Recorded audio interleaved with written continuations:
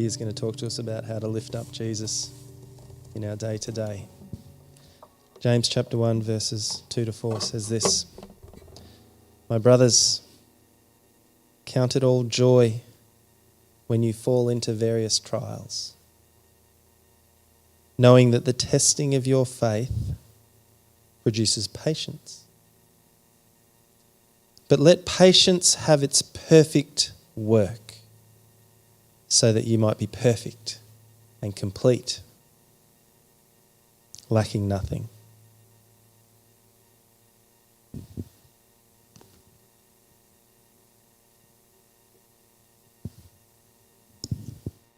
Thank you, Tim. Hello, everyone. Nice to see you all. Thanks, Anna, for that, for leading us into such a beautiful time of worship.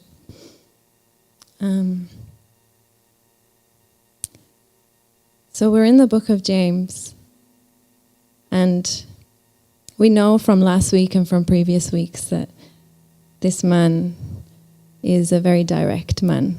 He doesn't mince his words. He says it how it is, and he's a little bit confronting at times even. He's the biological brother of Jesus, or he was.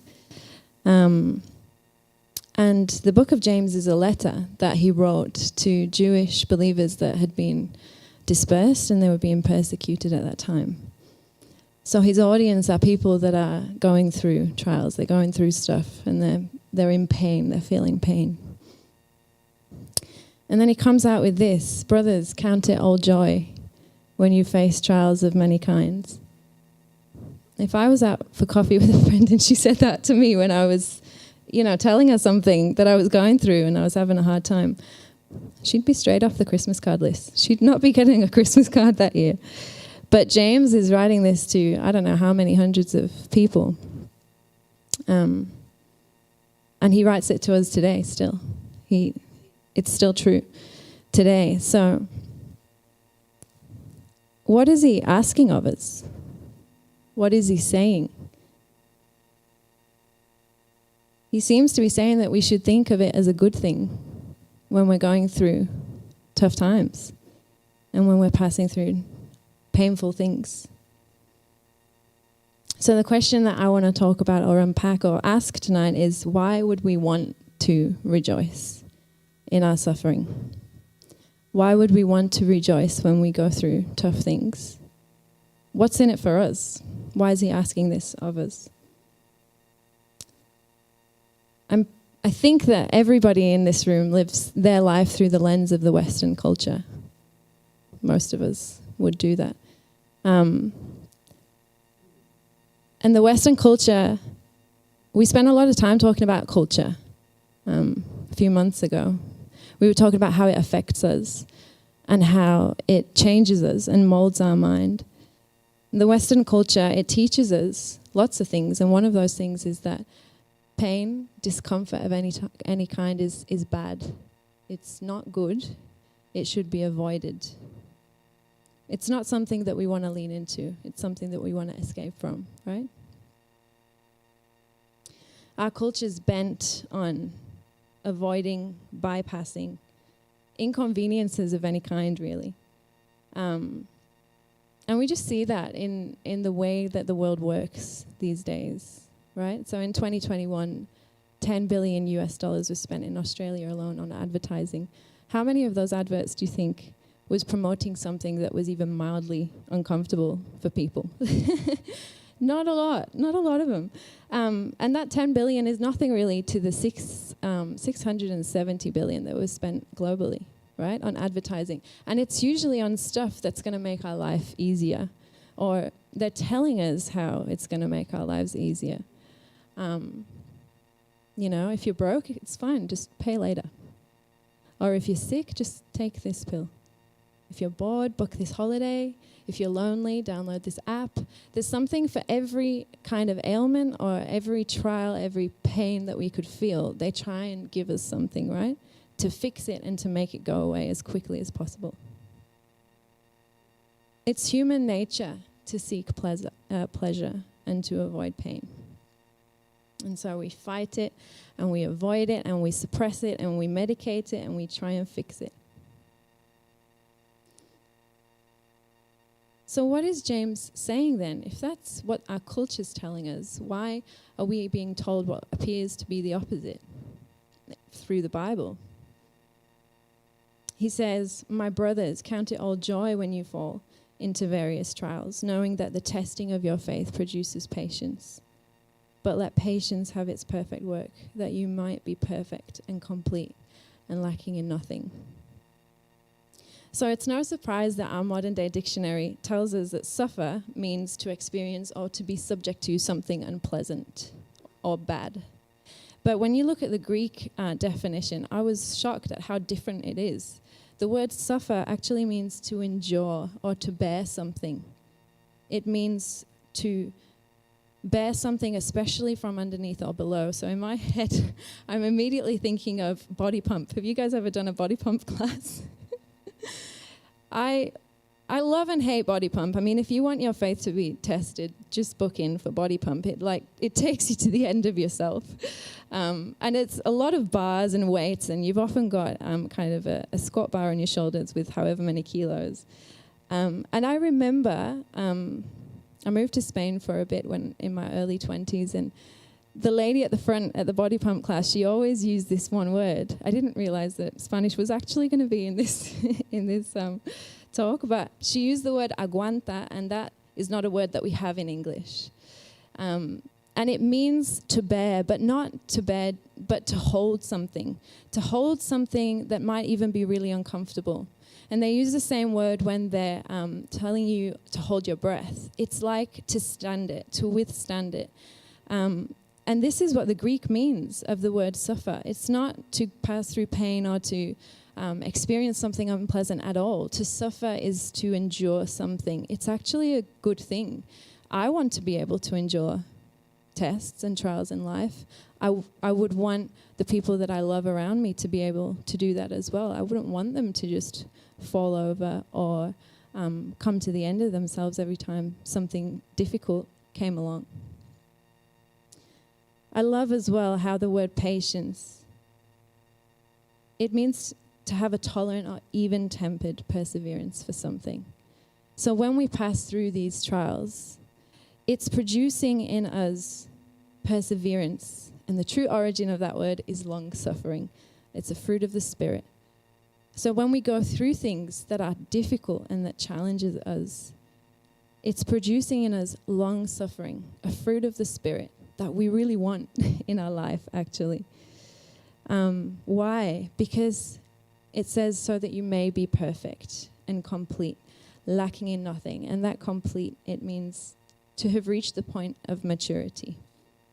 And we'd want that, right? Even for our kids. I mean, I'm not a mum, but if you've got little kids or grown kids, you'd want them to reach the point of maturity. You'd want them to develop as far as they possibly can to their greatest potential.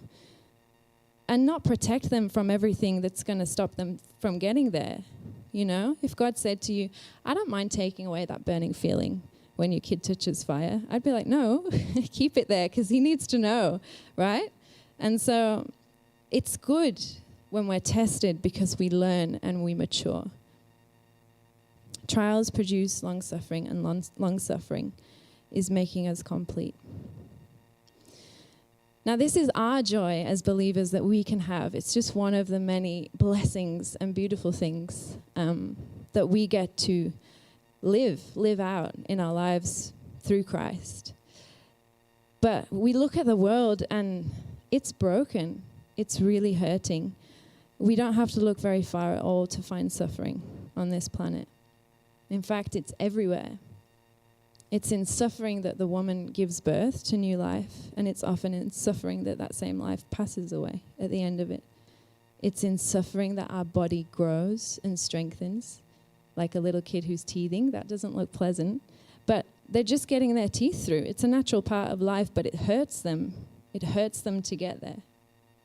It's in suffering that we work and toil and work the soil of the earth, and these days it looks more like turning up to an office, or for me, turning up to a classroom. It's just not cool. It's not the most exciting thing, but it's in that it's a trial and it's a test. And it's part, I guess, of the creation story when, or the fall rather, when God said, you will have to work the soil. You'll have to work the earth now. It's in suffering that we are part of our families and that we suffer in love with them. And sometimes, sadly, we suffer out of love with them. Suffering just seems to be a part of life. In Romans, it says that we know that the whole of creation has been groaning as in pains of childbirth right up into this present time. So it's not just us. Creation herself is hurting. She's groaning as with pains of birth, waiting for something better to come. Suffering certainly wasn't part of God's creation story, but it is part of his redemption story. And when we stop to think about it, anybody in the Bible worthy of mention, they suffered a lot. And somehow, instead of being punishment, it's actually something, when we read the scriptures, it's more like a rite of passage or a ticket pass. It's kind of like a portal even for transformation.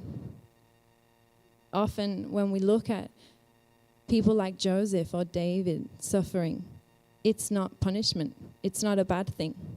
It's being applied so that they can move through something and find themselves or achieve a greater potential, a greater form.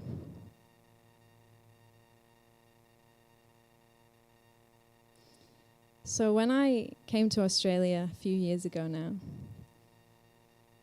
I was like a little kid in a sweet shop. I couldn't believe the beauty of this island.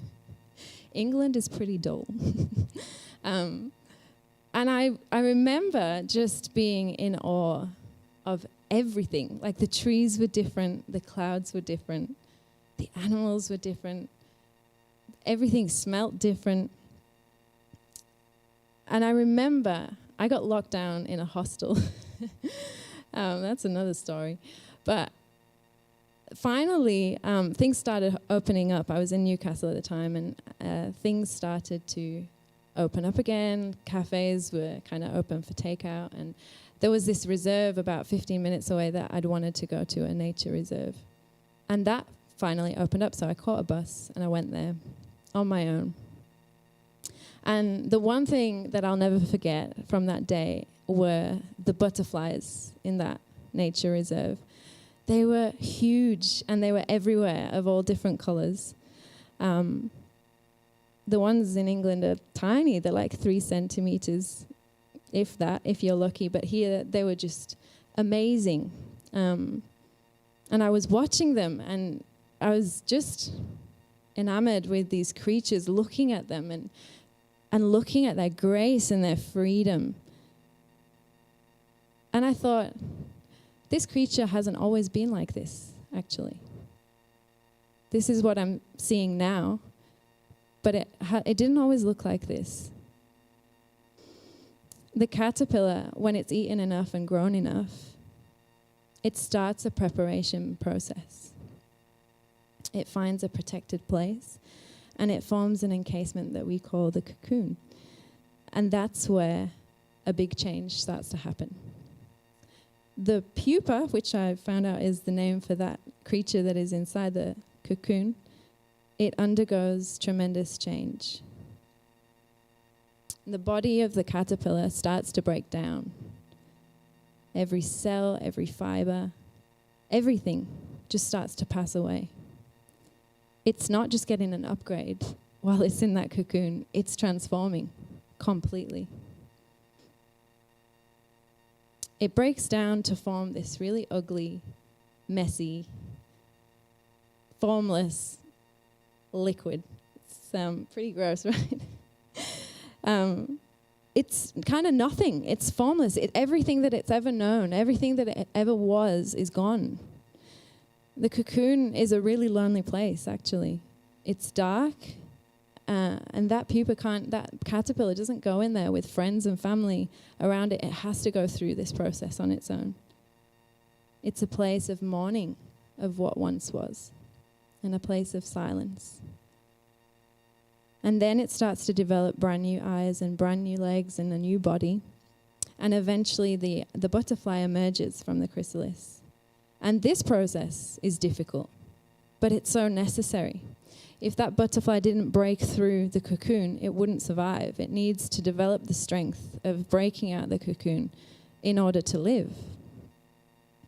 And any intervention at this stage would probably kill the butterfly. It can't be helped out of the cocoon. It has to go through this on its own. In heaven's economy, transformation is often produced through pressure. And God is transforming us. And whether we like it or not, I don't like it, it's often through pressure. Yeah? When as an expat, you're asked a lot, why did you come here? And I haven't got any better at answering the question. In fact, it really makes me feel really nervous when people ask me that. Because I didn't come here for a holiday. I came here through suffering, really. It was a painful situation that made me decide to come to Australia. I'd been in a really difficult relationship for several years. And my faith had just kind of been pulling away further and further from the Lord. I still loved him, but my life was really a mess. And I was really scared because of the situation. There was lots of details surrounding it, but I was not myself anymore. After all these years, I'd become something that I knew wasn't me. And that eventually kind of came out in my body too. So I got really sick and eventually couldn't work anymore. And I felt like I'd failed in every way. I remember thinking, I failed my mum and dad. I failed as a Christian. I failed at work. Like everything that I'd ever wanted for myself had not turned out. It had been very much the opposite of what I'd wanted from life and for my future. And I remember meeting up with my Aussie friend. She was the only Aussie friend I had. She was in Europe for a few weeks, and she said, let's pick a city and we'll catch up for a weekend. So I'd never been to Austria, so we picked Vienna, and we booked out an Airbnb and had a glass of wine together one evening. And she said, how are you doing? Or she probably said, how are you going? Which made no sense to me at the time. So by train? And I said, I'm not doing good. And we talked about it. And she said, you should come to Australia for a bit. I think you'd really like it. And that's all she said. And me in my desperation, I took that back home with me. And I couldn't stop thinking about it. I knew that my life was not how it should be. I knew that I was not glorifying God with my choices, but also there was no joy in my life. There was no peace in my life. I had nothing really that anyone would want to emulate or copy. You know, I wasn't glorifying God in my life because I was so broken and so hurting. And so this thought wouldn't leave me, Australia. And I'd never even thought to visit Australia. And finally, through God's grace, you know, the church that I'd started to go to a little bit infrequently at the time, the pastor there said something, I guess, kind of like a prophetic word, and it was kind of confirming that I would be leaving, doing something new, starting a new beginning. I had dreams about Australia, and finally I thought, I get it, I'll do it, I'll go. And so within a few weeks, I'd quit my job and got a visa. And I told this friend, I'm coming. Do you have a spare room? I didn't have a job. I didn't have anywhere to stay. And she was so wonderful, and she really helped me out when I first got here.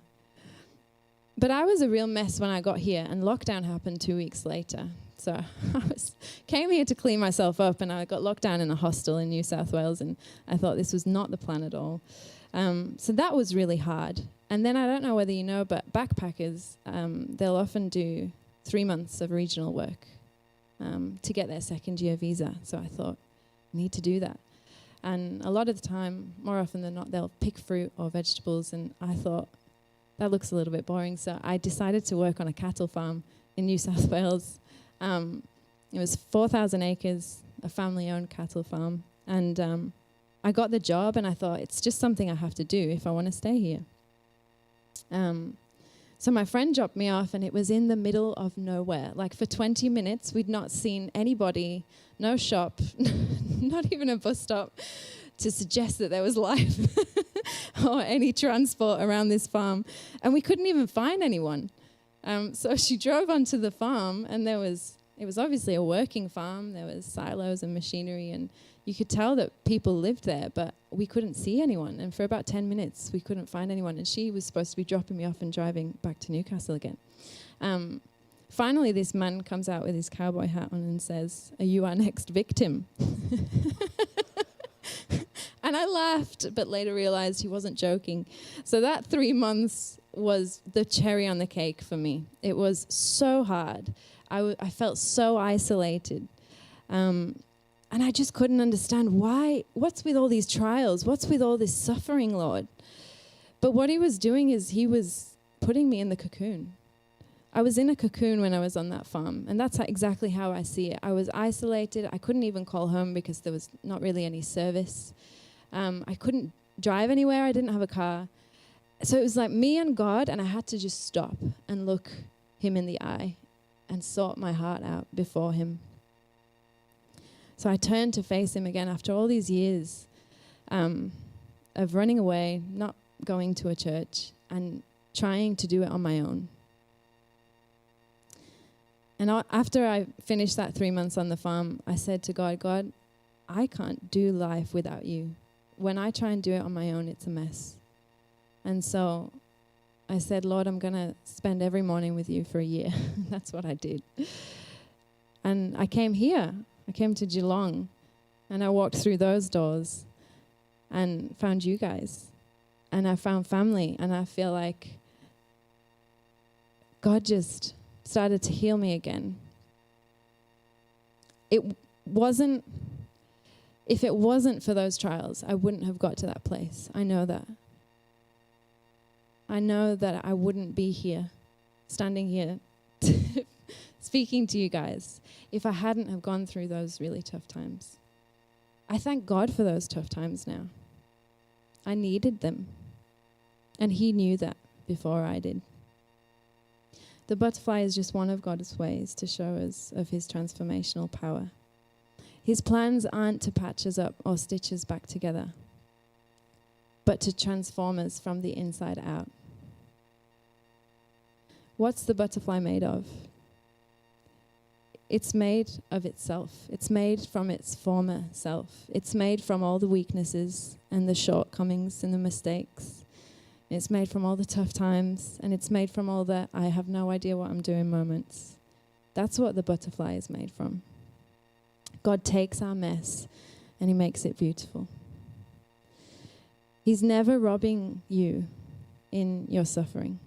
He's just trading in a few things, because that's what he does. He gives us beauty for ashes, and he gives us a crown of glory instead of mourning, a garment of praise instead of a spirit of despair. This is our God. It's painful and it's hard, and it feels like it takes nearly everything we have sometimes. But we're not dying. We're just being transformed. And suffering is just one of the ways that God gets us there. I love 2 Corinthians 4:17. It says, "For our light and momentary troubles are achieving for us an eternal glory that far outweighs them all." So we fix our eyes not on what is seen, but on what is unseen, since what is seen is temporary, but what is unseen is eternal.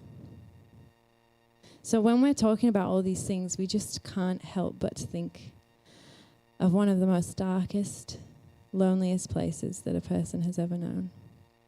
The greatest cocoon in history, a tomb in Jerusalem. And in this cocoon, the most powerful transformation ever happened. The most merciful of exchanges between death and life. the passing away of an old covenant and the birth of a new one. The tomb wasn't a grave at all. It was just a symbol of hope, the hope of humanity. It's not the end. It wasn't the end for him in the tomb, and it's not the end for us when we're in our tomb. When I found out this piece of trivia, I don't know why, it just blew my mind. At that time when Jesus was buried, the tradition was to wrap the body in 3 burial cloths, 3 different linens. And there's a scripture that talks about this. And I guess it seems a little bit odd, and we could easily miss it. It says, "Then comes Simon Peter following him and went into the tomb, and he saw the linen cloths lying there. And the napkin that was about his head was not lying with the other linen cloths, but wrapped together, folded in a place by itself." Why would it say that?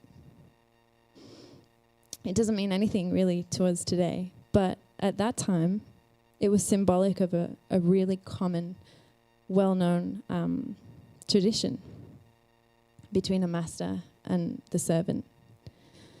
When a servant had prepared a meal for his master, he would leave the room but stay kind of looking, observing the meal, the progress of the meal, and just watching and waiting for his master to see when he would finish.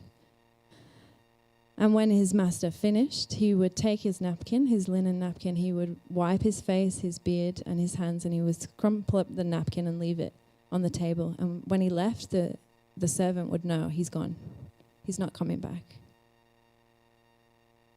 But when the master left and folded the napkin and put it at the side of his plate, the servant wouldn't clear the plates or the table because he knew that it meant that his master was coming back. Isn't that incredible? So that linen cloth, that tiny scripture that really, we could throw it away and gloss over it. It was Jesus saying, I'm coming back. This tomb isn't the end for me. It's just a portal for transformation. And that's what our suffering is for us.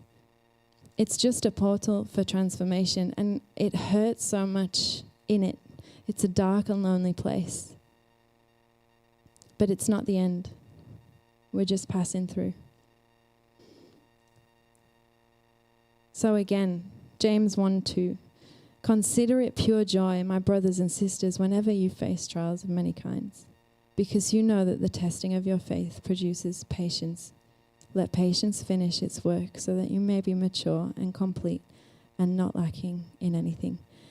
Why would we want to rejoice in our trials? Because he's making us a new creation. Because the old is passing away and the new is coming. Because we're being tested. And when we're being tested, we're being refined and we're becoming more like Christ. Because he's getting us ready for something so much greater than the former things. I'm going to end with this scripture. Revelation 21:4. He will wipe away every tear from their eyes, and there shall be no more death, neither sorrow nor crying, neither shall there be any more pain, for the former things are passed away. The old order has gone. And the Lord sat upon the throne and said, Behold, I make all things new. Amen.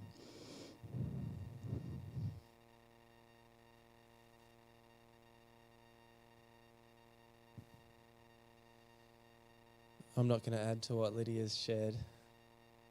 I'd only ruin it. So I am going to invite you to come and grab some communion. We're going to close with that. So let's do that. Just take a piece of bread and a cup and sit back down, and we'll take it together.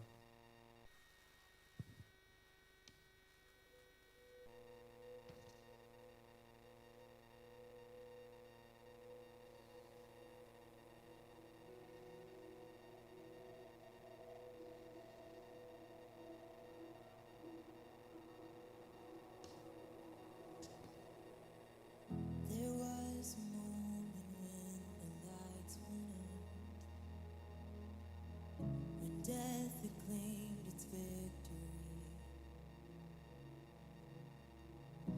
King of love had given up his life. The darkest day in history. There on a cross they made for sinners. For every curse his blood atoned. One final breath and it was finished. But not the end we could have known. For the earth began to shake, and the veil was torn. What sacrifice was made as the heavens roared?